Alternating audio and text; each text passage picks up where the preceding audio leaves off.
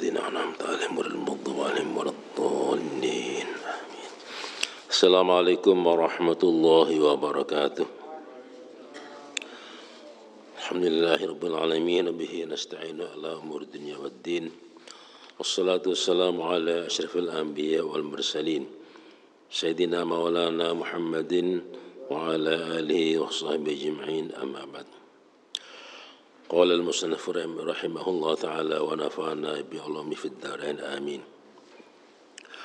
وتقتل الجماعة بالوحيد, dan dihukum mati sekelompok orang-orang karena membunuh satu orang. Jadi kalau ada umpama si A ini bareng-bareng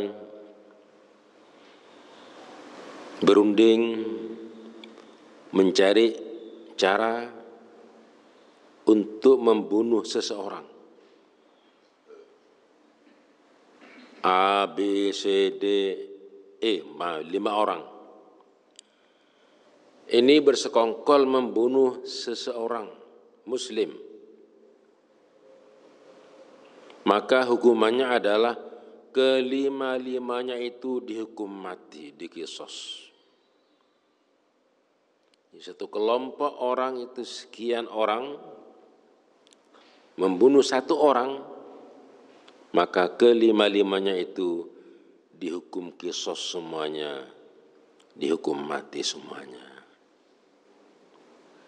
Keras, hukum Islam itu keras.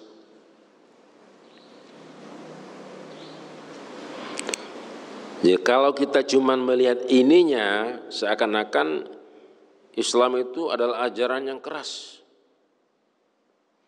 Padahal lebih banyak sisi lembut yang diajarkan oleh Rasulullah Sallallahu Alaihi Wasallam. Kenapa kok keras begitu? Dalam rangka untuk menjamin terciptanya keamanan kehidupan bagi orang lain. Walakum fil qisasi hayatun ya ulil albab. Untuk kalian, kata Allah, ada kehidupan di dalam hukuman mati itu. Dulu sudah saya katakan, kenapa kok saben hari di Indonesia, saben hari selalu ada pembunuhan? Kenapa? Dari mulai dipukul, dibacok, sampai dimutilasi. Kenapa? Ya karena hukumannya ringan. 5 tahun, 10 tahun, 15 tahun. Harusnya bagaimana? Dihukum mati. Kalau sudah begitu baru orang takut. Nah, seperti itu. Justru di negara-negara yang tidak menggunakan syariat agama sebagai hukum, contoh di Singapura misalnya, di Malaysia, atau di negeri Cina yang komunis, yang tidak kenal agama, orang bunuh orang itu dihukum mati. Lihat di Selandia Baru, satu orang datang membawa senjata berat, brand atau apa namanya itu, senapan mesin. Dia membabi buta membunuh 70 orang jamaah salat Jumat. Apa hukumannya? Seumur hidup, tidak mati. Apa itu adil? Ya sampai sekarang ya cengar-cengir di penjara. Ya. Tapi yang dibunuh, kehilangan tiang keluarga yang keluarganya itu, kehilangan orang tua, kehilangan suami, enggak difikir itu. Apakah di negara kita tidak diadopsi? Diadopsi sudah ada memang, tetapi Tetapi ya itu dipilih yang tidak berat. Akibatnya apa? Ya tadi saya katakan, setiap hari selalu ada orang dibunuh. Nyawa manusia nggak ada harganya. Apa dasar daripada fatwa ini? Ada sebuah hadis dari Imam Malik di dalam Muwatta. Rawa Malik fil Muwatta. Imam Malik memberitakan di dalam kitab Al-Muwatta juz 2 hadis yang ke-871. An Sa'id ibn al-Musayyab, dari sahabat Sa'id bin al-Musayyab. Anna Umar bin al-Khattab radhiyallahu ta'ala anhu qala, bahwasanya Khalifah Umar bin Khattab, ini khalifah, ada 4 khalifah itu. Dalam sistem khilafah ada 4, yaitu sahabat Abu Bakar As-Siddiq, kemudian sahabat Umar bin Khattab, sahabat Utsman bin Affan, dan sahabat Ali bin Abi Thalib. Hanya 4 orang itu yang bergelar khalifah, yang lainnya bukan. Yang lainnya itu adalah bergelar raja-raja. Dari Bani Muawiyah, Bani Abbasiyah, sampai dengan Bani Turki Saljuk, Turki Utsmani, dan sebagainya. Jadi enggak benar kalau misalnya ada khilafah itu dengan khalifah sebagai kepala negara, itu tidak ada dasarnya. Hanya ada 4 khalifah yang dikenal di dalam Islam yang disebut dengan Al-Khulafa'ur Rasyidun. Ini menceritakan bahwa ketika menjadi khalifah, kepala negara, itu Sayyidina Umar bin Khattab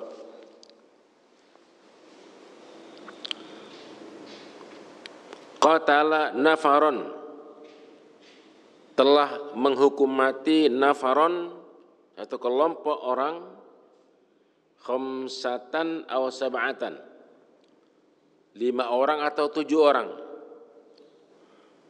Ada 5 orang atau 7 orang yang dihukum mati birajulin wahidin, gara-gara membunuh seorang laki-laki. Dikeroyok orang itu berlima atau bertujuh, lalu meninggal. Gara-gara itu maka oleh Khalifah Umar bin Khattab itu mereka dihukum mati, dikisos. Qataluhu ghilatan, kelima orang itu membunuh seorang itu dengan cara tipu daya, yaitu dikeroyok. Kelima-limanya atau ketujuh-tujuhnya semuanya dihukum mati oleh Khalifah Umar bin Khattab.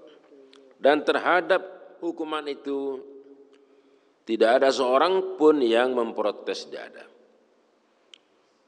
Semua sahabat Nabi membiarkan atau membenarkan atau mengiyakan, sehingga kemudian dikatakan bahwa itu merupakan ijma'us sahabah, ijma'nya para sahabat,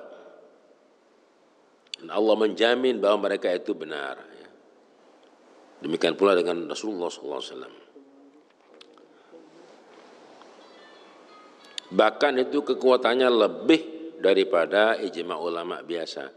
Ini ijma'us sahabah, sehingga bisa menjadi dasar diterapkannya hukum sampai yaumul qiyamah.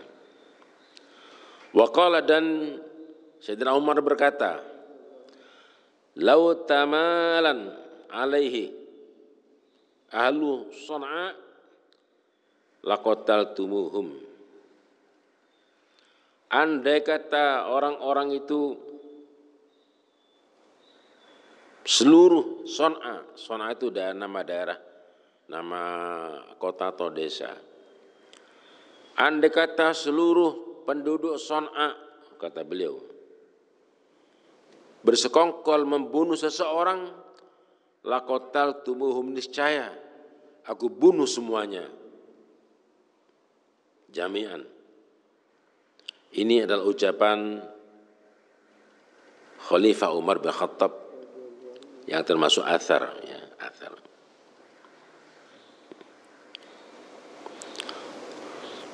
Wa ruya mithlu dzalik an ghairihi minas sahabati wa lam yunkar alaihim. Dan diceritakan, diriwayatkan bahwasanya hal tersebut terjadi beberapa riwayat di mana sahabat tidak mengingkarinya. Fakan ijma'an, maka itu menjadi ijma'. Jadi kalau satu penduduk desa bersekongkol membunuh seseorang, ya, umpama sekelompok orang berdemo umpama bersekongkol sampai menyebabkan matinya seorang kepala daerah misalnya, maka berapa ratus orang yang terlibat semuanya dihukum mati. Tapi itu tidak pernah terjadi seperti itu.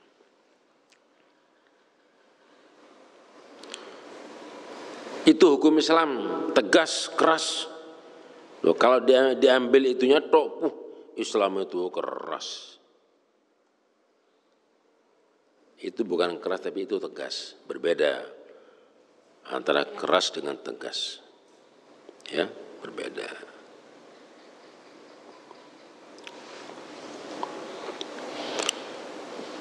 Wa kullu syakhsaini jaral qisas bainahuma fin nafsi.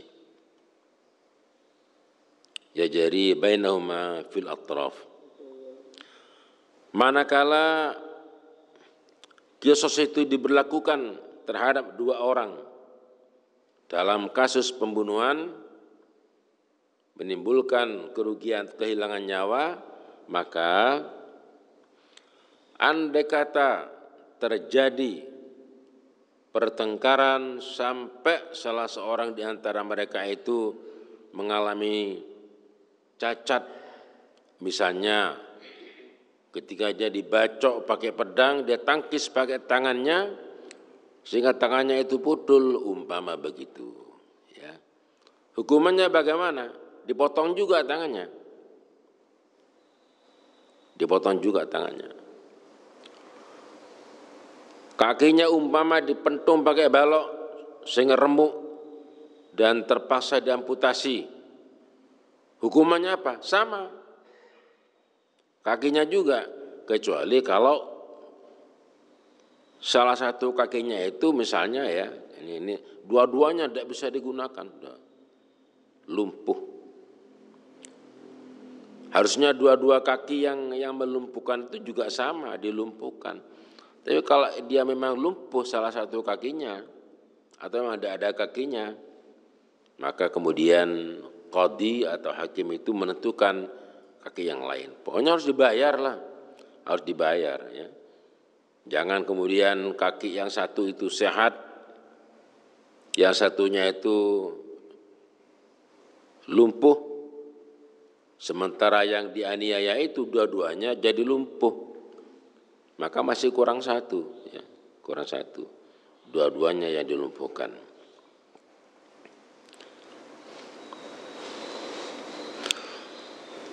Dan untuk berikutnya syarat-syaratnya wajib qisas akan kita bahas insyaallah hari Selasa depan. Insyaallah bulan depan, insyaallah bulan depan, bulan November itu saya geser ke hari Kamis. Ustaz Mawardi ke hari Selasa. Karena kalau Kamis itu saya lebih banyak di Jember. Kenapa? Karena malam Jumatnya itu melaksanakan Qiyamul Lail, ya, di Al-Baitul Amin ini. Sementara kalau Selasa kadang-kadang dari luar kota itu Senin itu payah, maka Selasanya itu ngoyo. Jadi kedepannya insya Allah bulan November hari yang lain tetap, kecuali saya ditukar dengan Ustadz Mawardi, maka beliau mengisi hari Selasa, sedangkan saya mengisi hari Kamis. Tapi dengan pembahasan yang sama, tidak ada perubahan. Saya kira begitu. Ya, mudah-mudahan saja pada saatnya ya. Kalaupun pasal-pasalnya sudah ada, tapi kalau nggak pernah diterapkan ya percuma juga. Mudah-mudahan hukuman yang lebih tegas, berat, yang sesuai dengan agama itu bisa diterapkan sehingga tidak ada lagi orang-orang yang dengan mudah membunuh orang. Sekarang ini harganya nyawa sepertinya begitu murah ya, karena hukumannya itu ringan.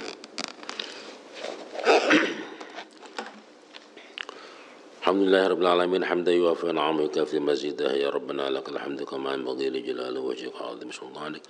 Wassalatu wassalamu ala sayyidina Muhammadin wa ala alihi wa sahbihi ajma'in. Allahumma alhimna 'ilman nafqahu bi awamiraka wa nawahiyyaka warzuqna fahman na'lamu bi kaifa nunajika ya arhamar rahimin. Allahumma arzuqna fahman nabiyyin wa hifdzal mursalin wa ilhamal malaikatil muqarrabin. اللهم اكرمنا بنور الفهم واخرجنا من ظلمات الوهم وافتح لنا ابواب رحمتك وانشر علينا حكمتك يا ارحم الراحمين. ربنا زدنا علما وارزقنا فهما واهدنا صراطا مستقيما برحمتك يا ارحم الراحمين. وصلى الله على سيدنا محمد وعلى اله وصحبه وسلم. سبحان ربك رب العزة عما يصفون وسلام على المرسلين والحمد لله رب العالمين. ربنا تقبل منا بأسرار الفاتحة. أعوذ بالله من الشيطان الرجيم. بسم الله الرحمن الرحيم. الحمد لله رب العالمين الرحمن الرحيم مالك يوم الدين إياك نعبد وإياك نستعين اهدنا الصراط المستقيم صراط الذين أنعمت عليهم غير المغضوب عليهم ولا الضالين آمين. والله أعلم بالصواب. والسلام عليكم ورحمة الله وبركاته.